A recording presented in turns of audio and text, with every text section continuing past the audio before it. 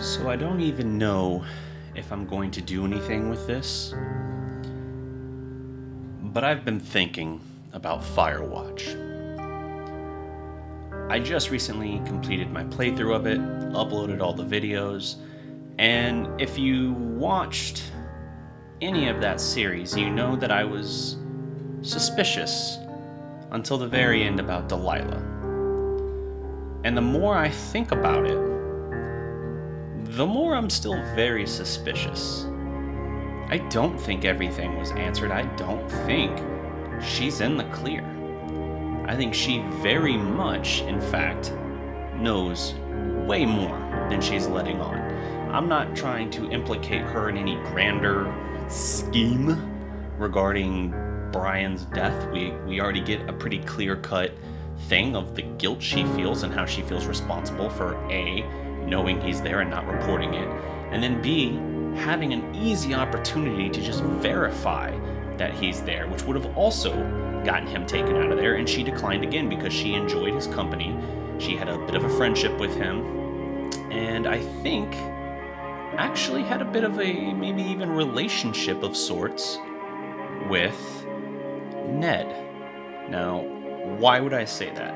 We see how Delilah, she started coming out to the Wild Park 10 years ago. She's been in this camp for 10 years. And her connection there, the timeline for her to get there, follows a nasty breakup in which her longtime boyfriend suffered a great tragedy, and she wasn't there for him. She didn't face it. It's unclear why, but she didn't help him. She didn't see him through it, and so he dealt with it himself. This is a Javier from, I think, in Spain, Gillette. And when his brother died, she wasn't there. So he went back, dealt with the grieving and everything, and kind of realizing it's messed up. She wasn't there for him, that she never met him to help him through this tragedy. He left her, and she lied to her sister about why that happened that way. I think it's interesting that she started working in the park right after that. Again, we know she's been there 10 years, and everything with him, as she tells us, was 10 years ago. So there's your connection there. But I think it goes beyond that. She forges a connection with Henry. And even though it's not the path I took, there were definite flirty advances that I stifled, that I did not reciprocate, because I kept Henry loyal to Julia, even though him being there shows conflict in him. That's just in the game. That's not a choice I made. But as a result of that, we know that she's lonely, she's bored, she enjoys company, and she reached out to you. There's other letters that you find at times from different park rangers that, even though it's addressing from one guy to another, I started to kind of question whether or not they were actually them or code names, because it kind of became clear that there was romantic undertones to these letters. And I think, granted, we don't know how old they are, we know they're years old. I think one of those, based on the greeting, opens with saying like, "Heyo." Well, we hear a couple different times in the game where Delilah uses "Heyo" as her greeting. I think this was a coded letter from Delilah to another lookout she was somewhat romantically involved with, and her addressing that and showing kind of resentment towards him, basically saying that all he cared about doing was getting drunk and womanizing. I think that shows it ended badly, because she only says it about one of the two. Another thing, I mentioned the aforementioned "Heyo" greeting. Go back to day one in the game. The overheard conversation never made sense, and it would not be there for no reason. There's two problems introduced with this. The first is that when this call, which she says is a call to her bosses who are not on site, that it's her talking to like the National Park Service. The call that supposedly happened after the line had been cut. The line out, communication to the outside world, is shut off. And yet she says she's talking to the outside world. No, doesn't make sense, not possible. 2, the conversation she refers to, I don't think he has any idea. It's very much a hidden code, or she's talking about you, and she's talking to someone in a secretive manner about you. We know that she doesn't really talk with the other lookouts, not in the way she talks with you. I think it's Ned. I think she's talking with Ned because she knows Ned is out there. Now, she does not know, spoilers, she does not know that Brian is dead, because he shouldn't have been there in the first place, and then he left. I think she probably assumes that he went back home and stayed, went back to school and all of that, and isn't going to be coming back because he shouldn't have been there in the first place. And that Ned's choice to stay there is because he was a terrible parent, so she probably thinks Brian's better off not being around him anyway. And in addition to being a terrible parent, he's messed up. He's got PTSD from being in a war, she says. So she, I guess, between her history with him and everything else, kind of covers for that because she enjoys the company. She talks to Ned in a way she did not talk to many other people, like until Henry came around. And I think that might even kind of explain Ned's resentment towards Henry, because you see at the end of the game in the bunker that Ned has been staying in, early on in the game when he's describing Henry in his notes, he's basically saying like he's a good guy, and kind of that he feels sorry for him for what he's having to deal with.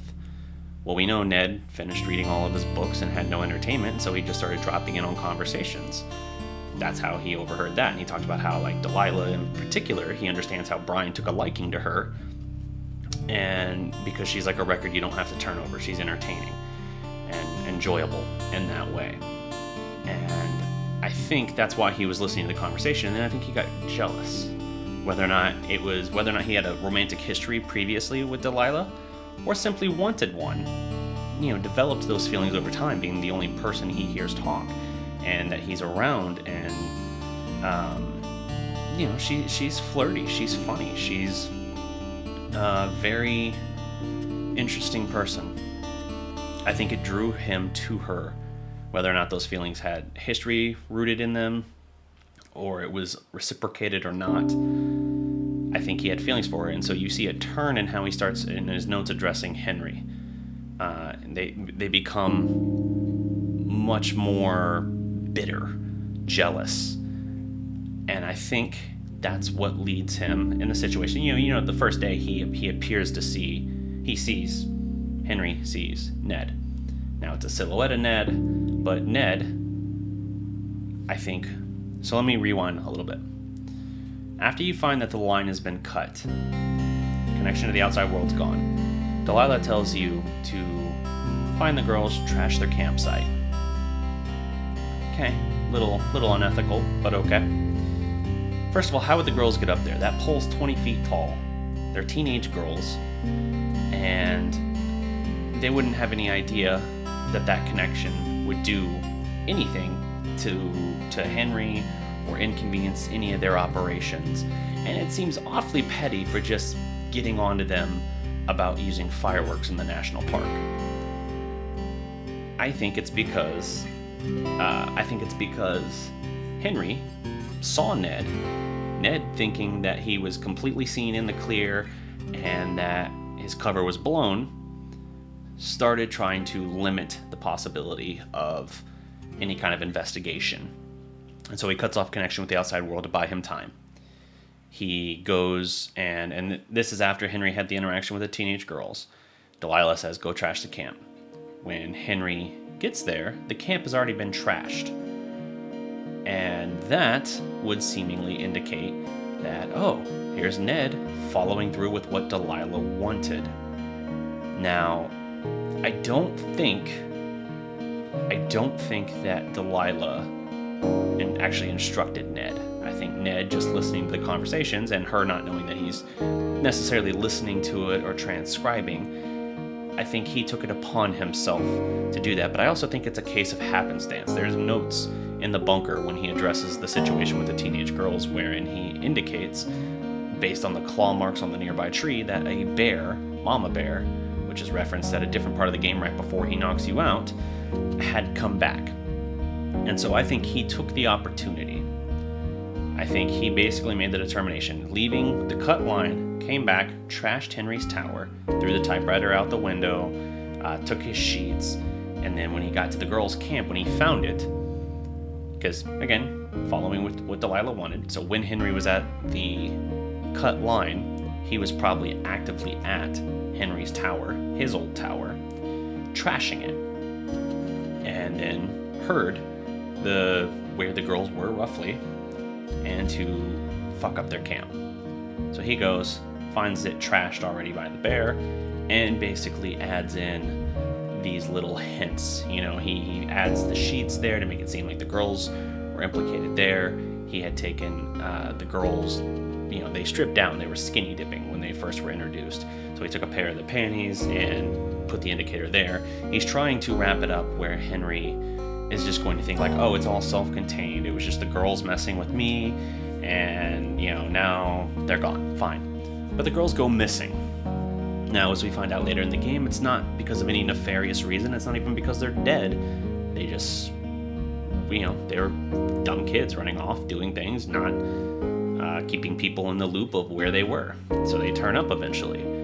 Well, that takes us to a greater problem. Because we come to find that Ned, depending on your interpretation, depending on your thoughts on the matter, either he messes up or he deliberately makes a move to hurt Henry. That's the clipboard, and I think it's a clipboard he took from the campsite, because we know that Ned is scavenging, that he's just picking up, stealing stuff from anywhere he can find. I think he went to the Wapiti station, which, by the way, we'll get to that and why Delilah is a liar about that. He went to Wapiti station, took it, almost encountered Henry. You know, had set it down on a rock and stepped aside for whatever reason. Henry finds it, or Henry's coming. He hides. Henry finds the clipboard. The mystery deepens. And I think at that point, Ned basically made the determination that whether it was a combination of emotion, again, guy with PTSD, a little bit unstable, he basically makes the determination like, okay, I have to get the clipboard and I got to get out of here before I'm found. And my radio was making interference. He was coming right to me. I have to make sure I don't get discovered here. So he sets the trap for Henry with the radio, knocks him out, takes the clipboard and leaves. Delilah then acts like she has no idea what Wapiti Station is. That's bullshit. And I said that in the game too, in the playthrough. That didn't make any sense. Another thing that really doesn't make sense about it, Delilah says that she can see you basically anywhere on the map from her lookout. With her telescope or whatever, she can find you wherever. And it didn't make sense to me that she had that ability to see that impossibly far into the distance and find you, even when you're at the very foot corner of the map, where the controlled fire and burn is being used, the fire line, to try and stop the spread. She can see you. That's weird, because something I did not notice in my playthrough, when you're standing next to the tent when you eventually get into Wapiti Station, you can turn and you have a clear as day view of Delilah's tower. And guess what? She can see you. She can see you in Wapiti Station. It's closer than your tower, which she can see into. It's closer than a number of places, including Jonesy Lake, that she can see you perfectly. So how did she not see this? It's an established station that people have gone to for years in the summer. It's posted, it's referenced by the firefighters that they come and go every August, stay until October, and they leave. It's meteorology, it's seismographs, It's all kinds of things like that. It's an established camp. Why would she lie about that? I don't know why she initially acts like she has no idea what it is. My guess would be that she probably was trying to cover, thinking that maybe that's where Ned was staying. I don't know if she knew where Ned's bunker was, but she might have thought that's where Ned was staying. And so she was trying to cover for Ned. Again, why? I'm not sure. We know she enjoyed the company and the conversation. We know that they had a history, because when you find Brian's little fort later on, she made a reference at one point in the game to playing some board game, that she played it a lot and that she had learned it. I think she even says that she learned it from playing with Brian. Like, he taught it to her. And then you find that board game at his thing, and it shows that, like, oh, okay, so Brian had notes saying that he played the game with Delilah and with Ned, so the three of them were close enough that there was in-person interaction, which she always keeps that wall between her and Henry. And I think a lot of that is just because she actually does respect, even if she has feelings and likes to flirt and, depending on the path you take, have essentially phone sex with Henry. Walkie-talkie sex, not as sexy. I think she chooses to keep that wall up because she knows he's still married, and as conflicted as he is about his wife, he does have feelings for her. So, I think she thought that Ned was at Wapiti Station, tried to cover, because there's no possible way she does not know about Wapiti Station. She can see it. It's been there for years. It's a huge fenced-off section in the middle of the forest, in clear as day view of her. She knows it's there. So, also interesting, it's a 6-foot tall fence. Henry should be able to climb it. It's not electrified, it's not barbed wire. And yet she sends him to the opposite corner of the map to go get an axe. Weird. Instead of just climbing the fence or using something else to break the lock, her thing is to send him far, far away. And I think that's to give, in her mind, because again, I don't know for sure at this point where Ned is, I think it's to give Ned time to leave.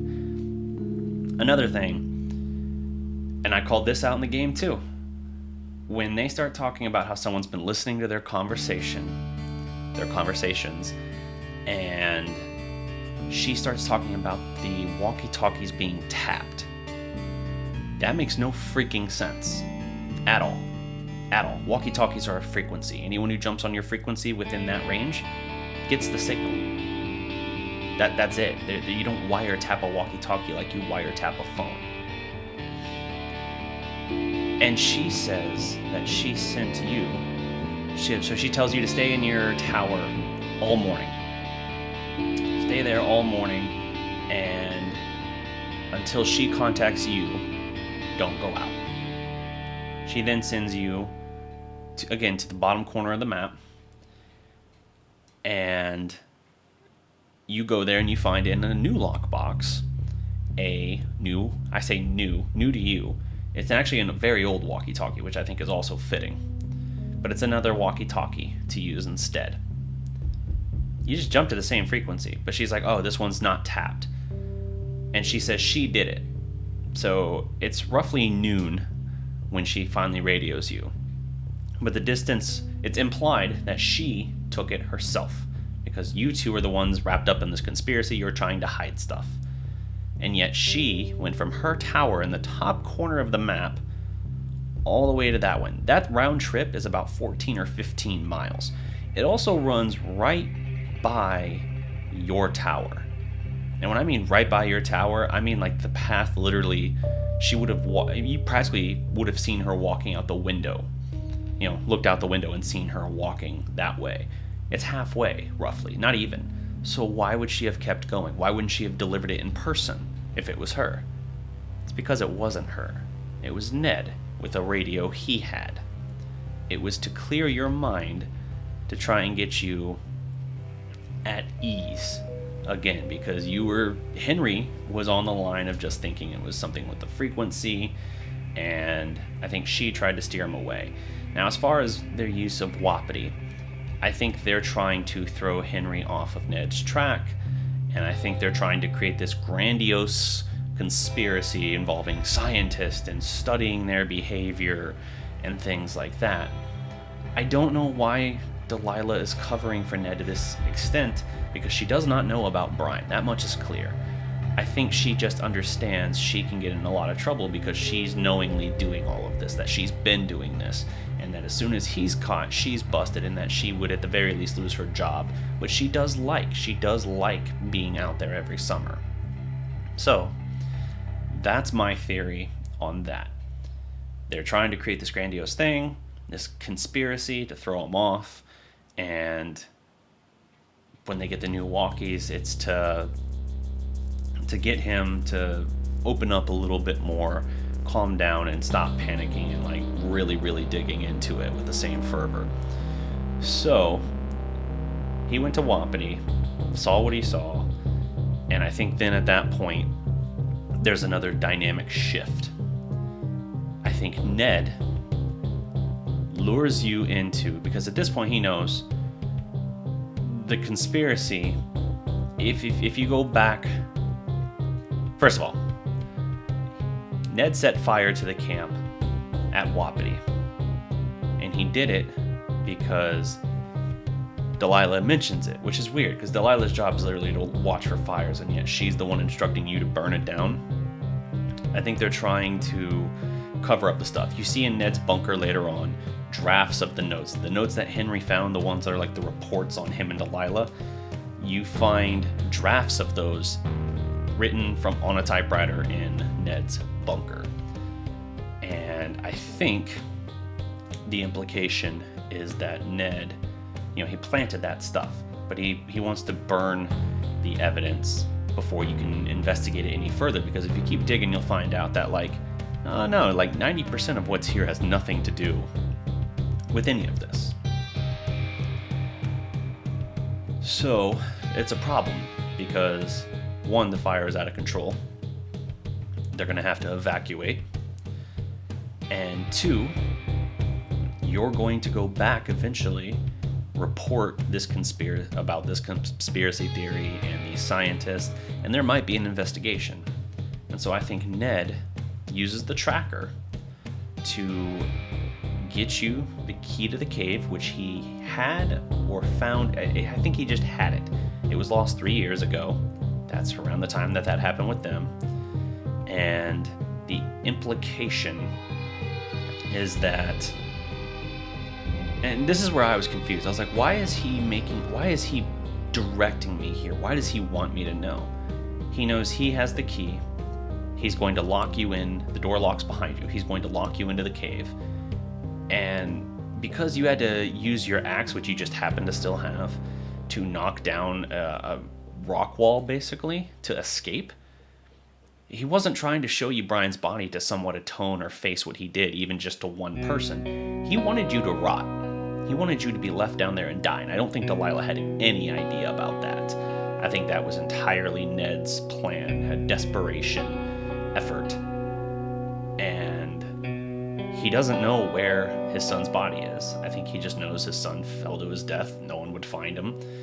And I don't think he was aware that you could even... I mean, he knows where he fell.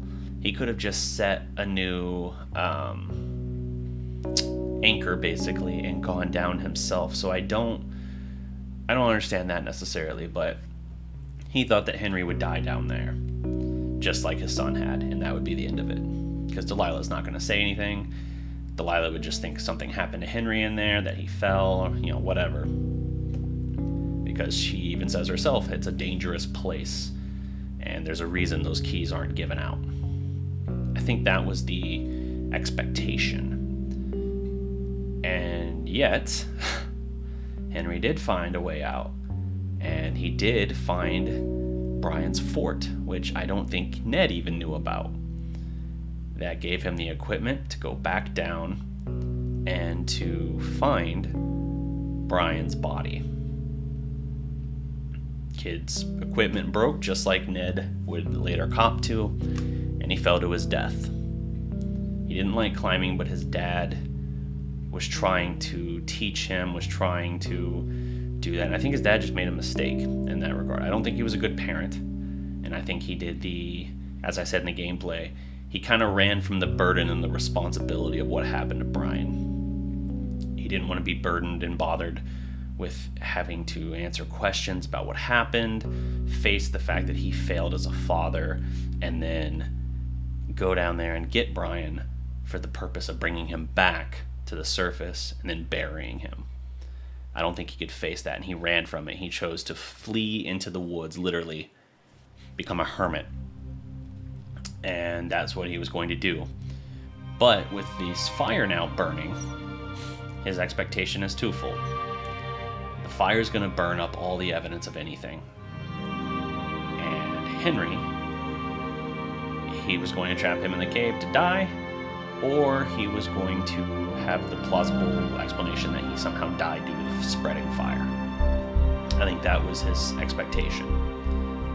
But Henry escaped the cave, found the fort, found the body, and I think at that point, Ned kind of understood, because when Henry comes out, he hops on the radio and he tells Delilah what happened. Delilah is devastated, not just because she had multiple opportunities in which she could have prevented Brian's death, but because she did care for him. She did really like him and have a friendship with him. I think she had a friendship with Ned as well, obviously. And I think Delilah actually, not even questioning, just outright saying that she thinks Ned just killed his son and just left him to rot. I think Ned, listening to that conversation, is devastated because now he knows Henry escaped. Henry's going to go tell people what happened. Delilah also says, will say that I killed my son. And so I think he creates the final tape for Henry in which he basically says, like, look, this is what happened. It was a mistake. It was an accident. I'm gonna keep moving. I'm gonna move further into the woods. I'm not a bad person. I'm not a bad father. He kind of is. And I'm sorry for everything that's happened, that it kind of got to this point. So he gives you the tape. You investigate the bunker, find out, fill in more of these gaps with little notes and context clues. And Delilah, she still is showing hesitation about going and talking to the police, to the authorities, because she knows she's going to have to answer questions about Ned. Why does that matter? It's not simply that Ned worked there, that she knew him, and that she covered for his kid being there. It's what happened in the 3 years since then, how she has continually covered for him, how she has gone out of her way, concealing evidence, preventing investigations into anything happening in the park, whether it was the girls, because we know she lied to the cops even though you told her not to.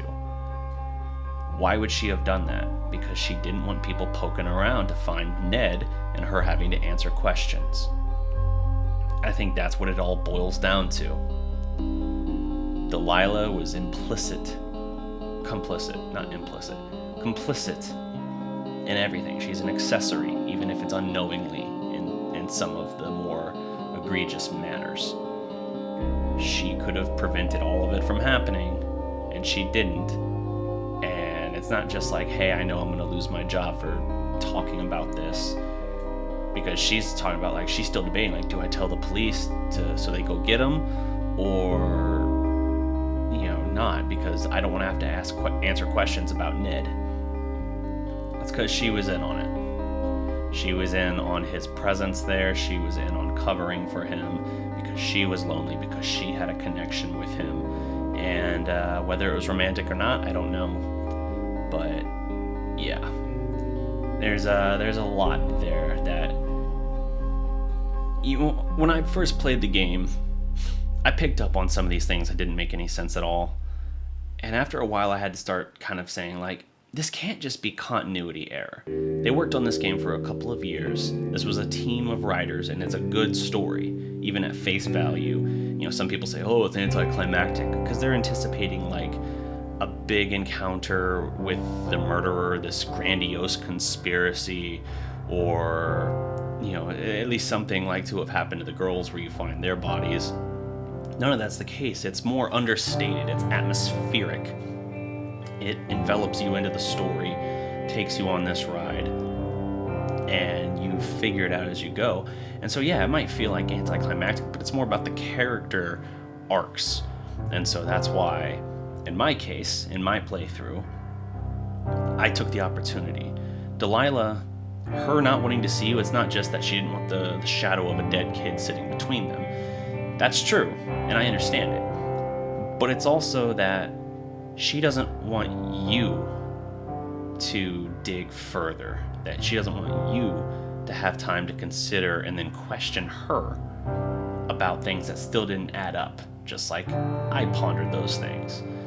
And so I think it just built to a point where she's like, you know, you're married anyway, I gotta keep my distance. And I've seen other people do the thing at the end where they try to kind of pursue a relationship with Delilah and she rebuffs that. Makes sense. I chose to view Ned as a mirror opposite to Henry, and whereas Ned couldn't face the burden and responsibility of the terrible thing he was tasked with regarding, in his case it was fatherhood, I chose to make Henry face that by going and trying to make it work, or at least be there and deal with the hard, messy stuff as his wife, Julia, you know, kind of withers away mentally. And it's incredibly hard. It's heartbreaking. I get it. But I chose not to make Henry run from it because I felt like that completed his character arc. Having him pursue Delilah as a relationship does not complete a character arc. It's still him trying to run away from it and begrudgingly being forced to it. It doesn't feel like a character arc if at the end the only reason they get to where they should be is because someone else forced them to. It should be something that they evolved towards and realized on their own.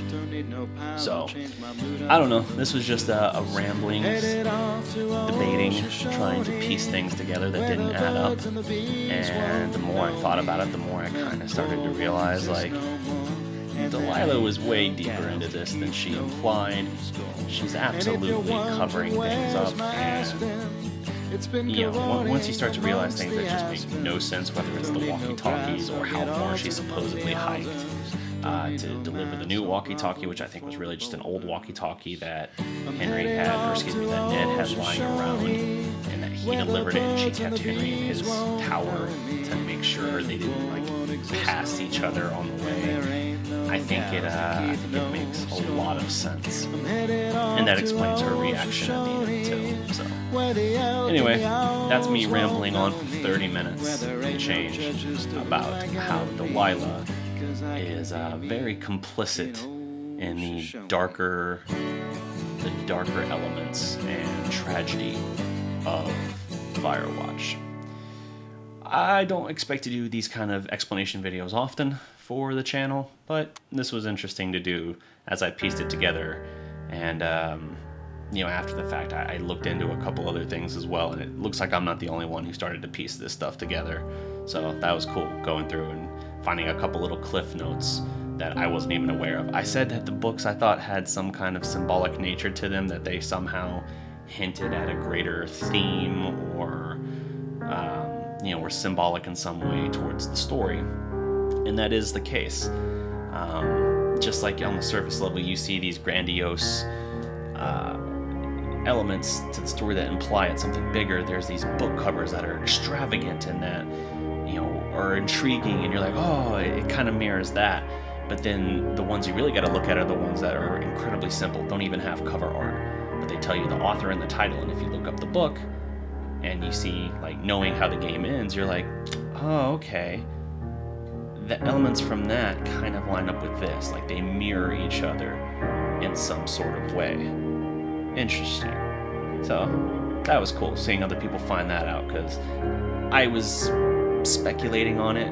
I thought that was probably going to be the case, but I did not take the time to look into that myself. So anyway, that's all my time. Like the video, comment, share, subscribe, whatever. Until next time, peace.